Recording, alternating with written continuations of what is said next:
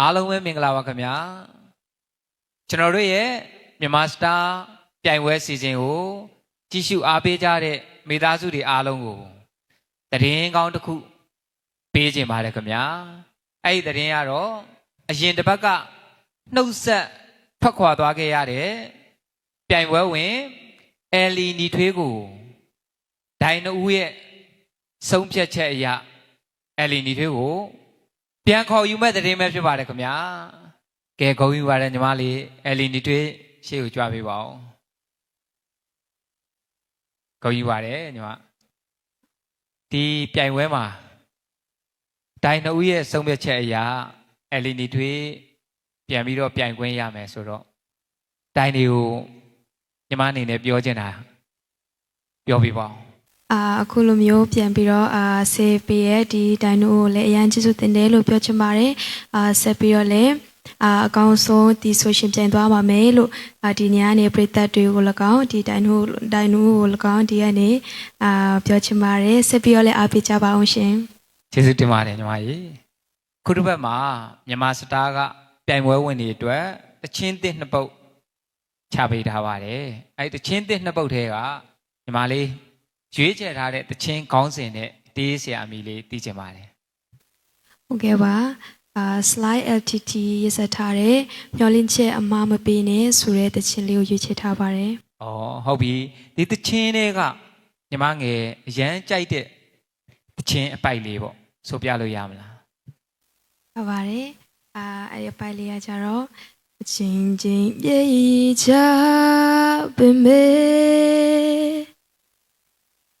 ချစ်စိတ်ကြောင့်ငါတီးခံခဲ့ချင်းကအစ်စ်ဆိုပေမဲ့ညီမဆိုပြလိုက်တော့လေချင်းကတကယ်ကိုနားထဲမှာရင်းနှီးကျွမ်းဝင်ပြီးသားတချင်းတစ်ပုတ်ကိုပြန်ကြားရတယ်လို့ပဲเนาะအရန်ကောင်းပါတယ်ဒီတစ်ပတ်ပြိုင်ပွဲမှာအကောင်းဆုံးတီဆိုရှင်ပြိုင်နိုင်ပါစေလို့ဆန္ဒပြုပါတယ်ကျေးဇူးတင်ပါတယ်ကျေးဇူးပါညီမလေးမင်္ဂလာပါဟုတ်မင်္ဂလာပါရှင်တချင်းတိုက်ပထမရက်เนาะအခုပြီးပြီဆိုတော့ဒီတစ်ပတ်မှာပါဝင်ရှင်ပြိုင်မဲ့တချင်းကောင်းစင်နဲ့တေးဆရာအမီလေးသိချင်ပါတယ်ဟုတ်ကဲ့တေးဆရာ slide LTT ထားတဲ့မျောလင်းချက်အမှမပေးပါနဲ့ဆိုတဲ့တခြင်းနဲ့ရှင်းပြပါပါရှင်ငါကိုမျောလင်းချက်အမှရင်ပေးပါနဲ့လားမေးနိုင်အောင်ကြိုးစားပါမယ်မလေးပိုင်းမင်္ဂလာပါမင်္ဂလာပါရှင်ဒီတစ်ပတ်ရှင်ပြိုင်မဲ့တခြင်းလေးကကြတော့မျောလင်းချက်အမှပေးနေဆိုတဲ့တခြင်းလေးဖြစ်ပါတယ်အခုတလော online မှာညီမလေးနဲ့ပတ်သက်ပြီးတော့ပလိန်းနဲ့ comment တွေเนาะဝေဖန်တိုက်ခိုက်တဲ့စိတ်ထိခိုက်နိုင်လောက်ဝေဖန်တိုက်ခိုက်တဲ့ comment တွေများစွာတွေ့ရတယ်အဲဒီ comment တွေကြောင့်လဲကြာခင်ကဆေးရုံတော်ရောက်ခဲ့တယ်လို့သိရတယ်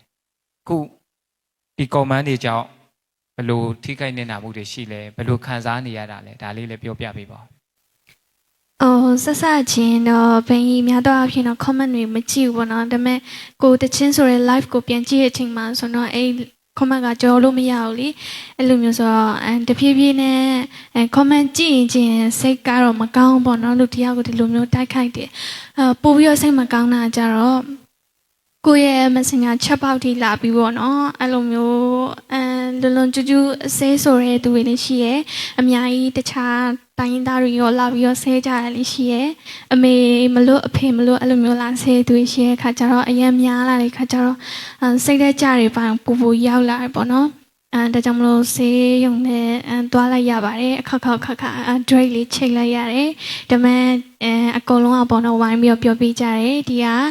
ချီရတဲ့မောင်မတွေအကုန်လုံးကလည်းဝိုင်းပြီးတော့ပြောကြတယ်ဆိုတော့သူတို့စီကပေးတဲ့ခွန်အားလေးနဲ့ရောအများကြီးကိုဟာကိုစိတ်ပြင်ဆင်ပြီးတော့မှပေါ့နော်အခုလိုအချင်းလေးဖြစ်လာပါတယ်ညီမလေးမင်္ဂလာပါဟုတ်မင်္ဂလာပါတချင်းကောင်းစဉ်ကတော့မတူတော့ပါလားမောင်မတူတော့ပါလားမောင်ဟုတ်တေးဆရာ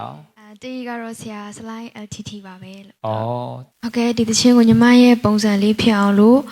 slow ပုံစံလေးပဲပြင်ဆင်ထားတယ်ဒါပေမဲ့သချင်း bridge ပိုင်းမှာပေါ့နော်ပို့ပြီးတော့ကြွားစေချင်လို့ slow တော့ move နည်းနည်းထည့်ပြီးတော့မှတီးဆိုမှဖြစ်ပါတယ်လို့သချင်းစာသားအကြောင်းအရာလေးတွေတစ်ကြောင်းနှစ်ကြောင်းလောက်ပဲဖြစ်ဖြစ်ဆိုပေးလို့ရမလားဆိုပြပေးပါဦးအကြိုက်ဆုံး စာကြောင်းရှိတယ်အဲ့ဒါတော့ ဟုတ် မကိုမလို့တော့ဘူးလားမချစ်တော့ဘူးလားဒီညတော့ငိုနေပြီပြန်လာပါတော့လေ ရန်ကောင်းတယ်နော်တူတူဝင်္ဂလာပါ ဟုတ်ကဲ့မင်္ဂလာပါတူတူရှင်ပြိုင်မဲ့တခြင်းကတော့မျိုးလင်းချက်အမားမပေးနဲ့ဆိုတော့တခြင်းပေါ့လေနော် ဘယ်လိုပြင်ဆင်မှုလေးတွေပြုလုပ်ထားလဲအဲ့ဒါလေးလည်းသိချင်ပါတယ် အော်ဟုတ်ကဲ့ဆိုတော့တခြင်းကတော့အသေးကွဲတခြင်းပေါ့နော်အသေးကွဲတခြင်းဖြစ်တော့အတူဒီတစ်ခေါက်မှာကဆွဆွေးလေးနဲ့လည်းအသေးကွဲတယ်ပေါက်ကွဲပြီးတော့မှလည်းအသေးကွဲတယ်ဆိုတဲ့ပုံစံမျိုးနဲ့ပုံဖော်ထားပါတယ်လို့ ဟောအကောင်းဆုံးပုံဖော်ထားတယ်ပေါ့ဒီမှာလေးမင်္ဂလာပါ မင်္ဂလာပါကိုဒီတစ်ပတ်တီဆိုမဲ့တခြင်းကောင်းစဉ်ကတော့မျောလင်းချက်အမားမပေးနဲ့ဆိုတဲ့တခြင်းလေးဖြစ်ပါတယ်ဒီချင်းက9ယောက်ဆိုမှာဟို9ယောက်မှာကျန်တဲ့ဒီပြန်ပွဲဝင်နေရတော့ဒီ mood sound ပဲသူတို့ကအဲ့လိုအဆွေးဘက်ပဲဆိုတယ်လို့ညီမမြင်နေပါတော့ညီမတယောက်တည်းထူးခြားခြားပါတော့ဒီညီမကဒါညီမပုံစံလဲဟုတ်တယ်ပေါ့နော်ဒီပောက်ကွဲတဲ့ပုံစံ rock ပုံစံအဲ့လိုမျိုးလေးညီမ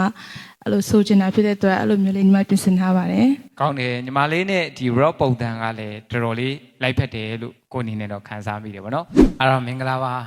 မင်္ဂလာပါကိုဒီတစ်ပတ်မှာဒီဆိုရှင်ပြိုင်မဲ့ချင်းလေးကတော့မတူတော့ပါလားမောင်ဆိုတဲ့ချင်းလေးဖြစ်ပါတယ်ဒီချင်းကကြတော့အဆွေးမှုဖြစ်တဲ့အတွက်ကြောင့်မို့ညီမနဲ့လေးကြိုက်တဲ့စလိုးပေါ့စလိုးပုံစံနဲ့ပြင်ဆင်ထားပါတယ်ရှင် ညီမလေးနဲ့လိုက်ဖက်တဲ့ပုံစံကို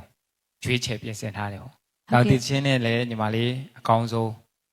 ဒီဆိုရှင်ပြန်နိုင်ပါစေလို့ကိုဆန္ဒပြုပါတယ် ဟုတ်ကဲ့ပါကျေးဇူးပါ